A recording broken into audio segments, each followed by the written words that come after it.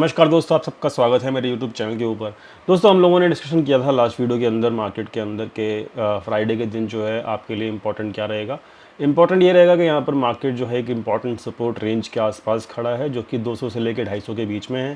तो दोस्तों, यहाँ पर हम लोगों ने कहा था कि इस सपोर्ट रेंज के आसपास शॉर्ट मत कीजिएगा, लेकिन लॉन्ग करने का भी हमको पता है कि हमारा लेवल क्या है। तो ओवरऑल एक मार्केट एक छोटी सी रेंज में ख़त्म हो गई थी। अगर मैं देखूँ यहाँ पर तो यहाँ पर हमारे जो लेवल्स थे उसको भी मार्केट ने सपोर्ट किया, और मार्केट ने फ्राइडे का दिन जो है वो एक छोटी सी रेंज के अंदर 300 से लेके और ये 200 की रेंज जो है यहाँ पर एक जिग-जैग करते हुए मार्केट ख़त्म हो गई।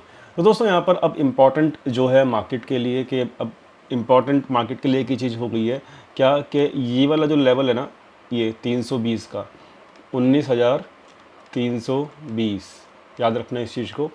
तो 19,320 का लेवल जो है ये मार्केट के लिए बहुत इंपॉर्टेंट हो गया है।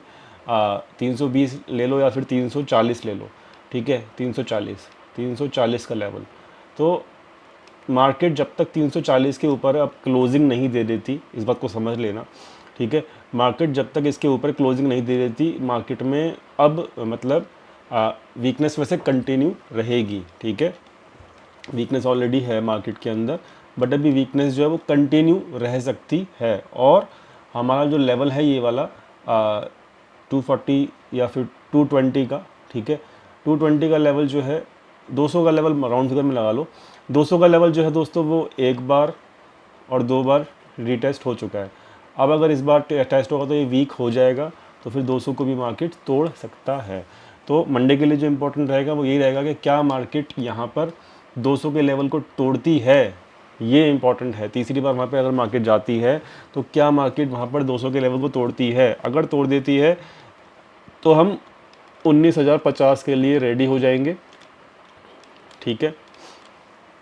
और वहाँ पर एक आपका स्ट्रिक्ट स्टॉप लॉस जो रहेगा वो आपका ये रहेगा 200, जहाँ पे मार्केट ने क्लोज किया है 19,250 का स्टॉप लॉस रहेगा, ठीक है। 50 पॉइंट के स्टॉप लॉस के साथ आपको यहाँ पे 150 पॉइंट तक बेल सकते हैं।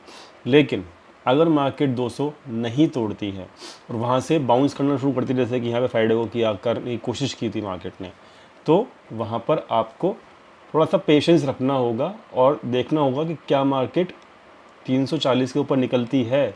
और अगर 340 के ऊपर निकलती है तो आपका टारगेट आराम से 440 और ये 500 तक का, 440 से लेके 500 तक का टारगेट आपको मिल जाएगा। मंडे नहीं तो ट्यूसडे वेडनेसडे तक तो मिल ही जाएगा। इम्पॉर्टेंट बस अब यही है मार्केट के लिए कि वो 200 के लेवल को तोड़े ना, और वहाँ से एक बाउंस दिखाए और वो 340 के ऊपर बाउंस निकल जाएगा, तो आपको यहाँ पे 440 और 500 तक के लेवल दिख जाएंगे मार्केट के अंदर दोबारा से, ठीक है। तो ये इंपॉर्टेंट रहेगा मार्केट का जो लेवल है वो ख्याल रखना। 200 का लेवल है, वीक है, लेकिन कभी कभी वीक लेवल भी काम कर जाते हैं। तो काम करेगा या नहीं करेगा वो आपको खुद पता लग जाएगा, ठीक है।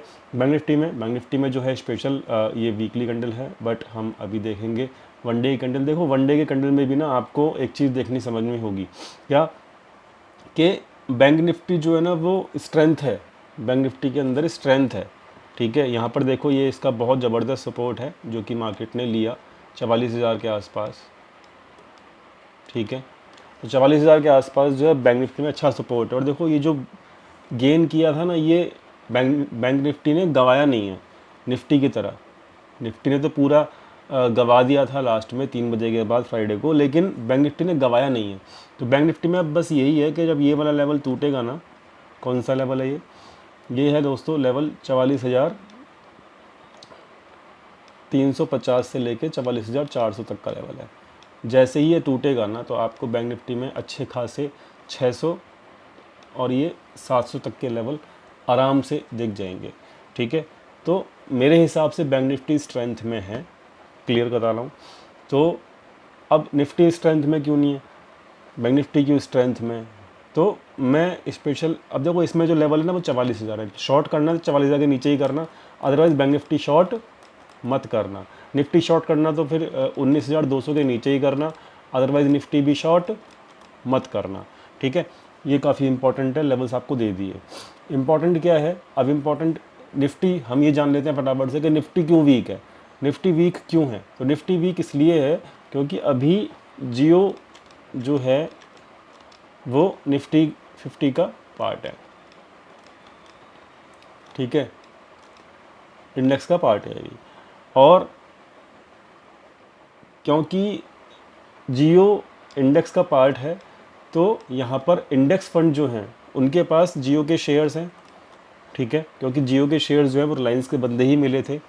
तो इंडेक्स फंड्स के पास जो जियो के शेयर्स हैं उस पे एक लिमिट है, क्योंकि यहाँ पर जो है इंडेक्स में से आउट हो जाएगा वो, मेरे ख्याल से 29 को वो आउट हो जाएगा, 29 अगस्त को जियो।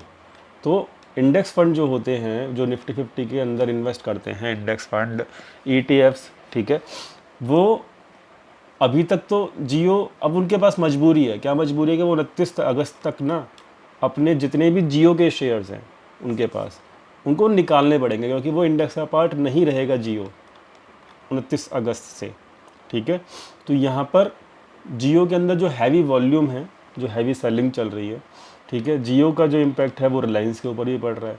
तो रिलायंस, जियो का शेयर, इसके अंदर ही पूरा का पूरा वॉल्यूम है। तो जहाँ पर भी जैसे भी किसी भी लेवल पे, मतलब यहाँ पर रिलायंस और जियो दोनों के अंदर सेलिंग चल रही है, ठीक है। और इसी की वजह से निफ्टी 50 जो है वो थोड़ा सा प्रेशर में है, समझ में आया। लेकिन एक दिन और बकाया बचा हुआ है, 28 तारीख बची हुई है, तो 28 तारीख को भी ये ड्रामा कंटिन्यू रह सकता है, लेकिन 29 से चीज़ें संभलती हुई नज़र आ सकती हैं, ठीक है। और ये टेक्निकल ड्रामा है, कोई इसमें कोई परेशानी वाली बात नहीं है कि यहाँ पर बहुत बड़ा कुछ प्रॉब्लम हो जाएगी या फिर कुछ गिरावट बहुत बड़ी दिख रही है, ऐसा कुछ नहीं है। टेक्निकल ड्रामा है जो कि मजबूरी है इंडेक्स फंड्स की, नहीं तो वो बेचेंगे नहीं, ठीक है, नहीं तो वो बेचते ही क्यों अगर उनकी मजबूरी ना होती तो। जियो जैसी फ़ायदेमंद कंपनी जो कि प्रॉफिटेबल कंपनी है, आज उसके सब्सक्राइबर भी, मतलब उसका मार्केट कैप देखोगे तो ज़बरदस्त है, एयरटेल को भी बीट कर रहा है वो, ठीक है, हर टेलीकॉम कंपनी के सबसे टॉप पे बैठा है वो। तो ऐसी प्रॉफिटेबल कंपनी के शेयर्स को कौन बेचेगा, लेकिन बस मजबूरी है, टेक्निकल मजबूरी कह सकते हो आप इसको। तो जो कि 28 तारीख कल को भी ये कंटिन्यू रह सकता है, तो बस 1-2 दिन की बात है, उसके बाद इंडेक्स जो है संभलना शुरू कर देंगे, मेरा ऐसा मानना है। क्लियर हुई बात? तो थोड़ा सा इस बात को भी समझ के चलना।